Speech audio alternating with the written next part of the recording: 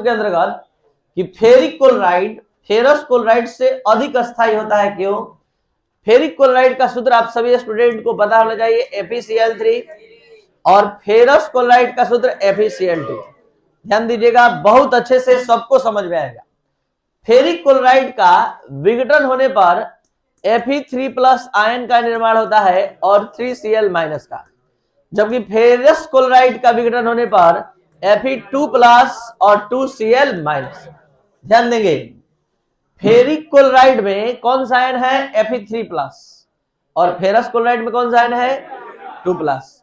अब हम लोग इस दोनों आयन के इलेक्ट्रॉनिक विन्यास का अध्ययन करेंगे। पहले आपको हम बार बार यही बताते हैं, किसी भी आयन का इलेक्ट्रॉनिक विन्यास लिखना है तो पहले उसके पेरेंट का इलेक्ट्रॉनिक विन्यास लिखेंगे, यानी इसका मातृ तत्व कौन है? तो लोहा, आयरन।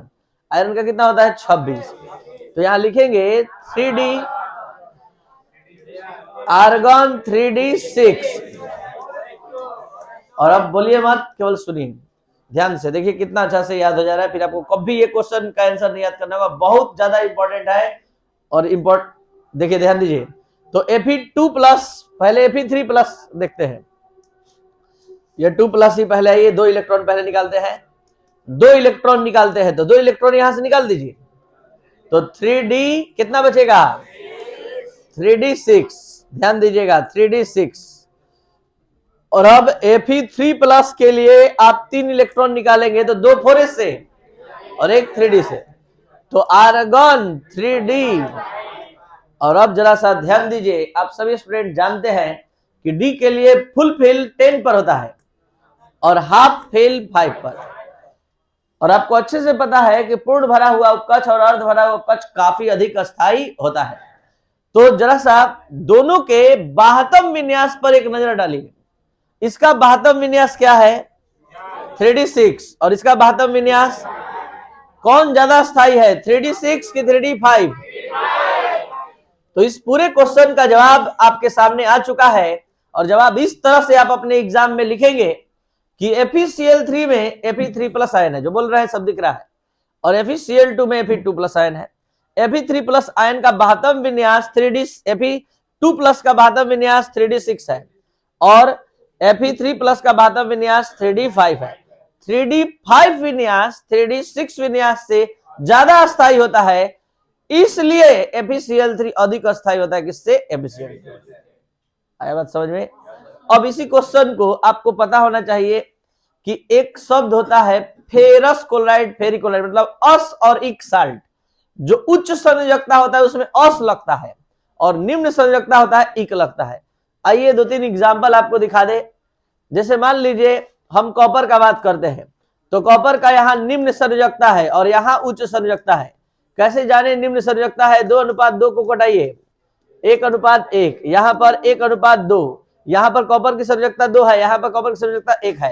तो इसको हम पढ़ेंगे क्यूपरस क्लोराइड, इसको पढ़ेंगे क्यूपरिक क्लोराइड।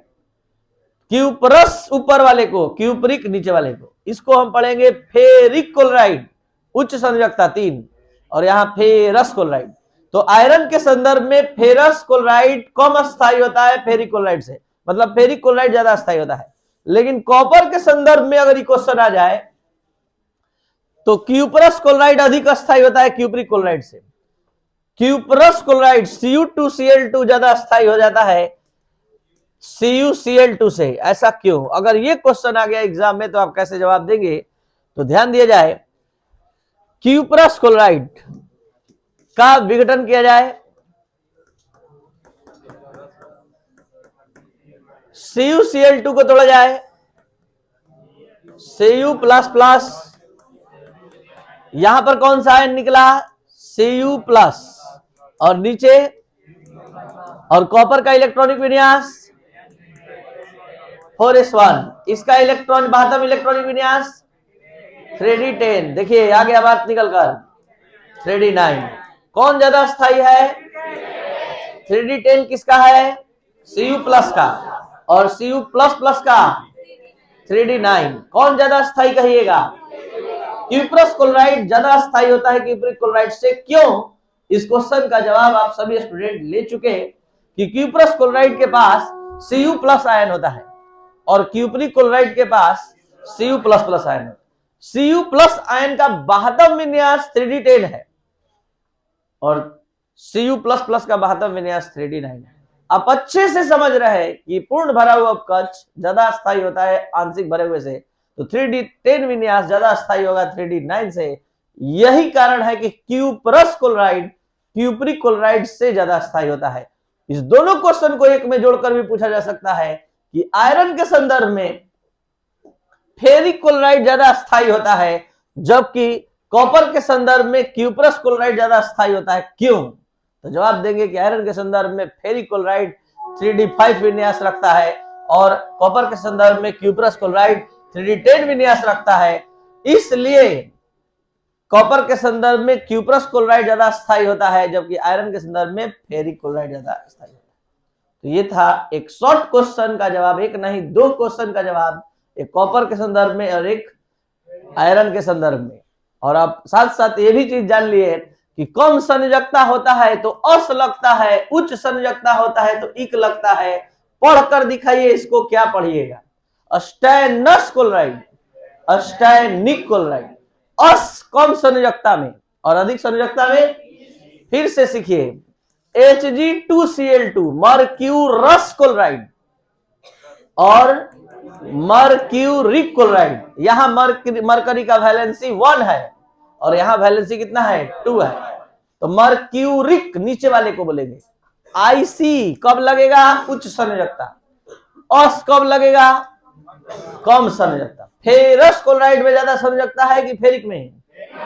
फेरिक में। समझ में आ गया बात? तो ये था आपका एक क्वेश्चन राउंड।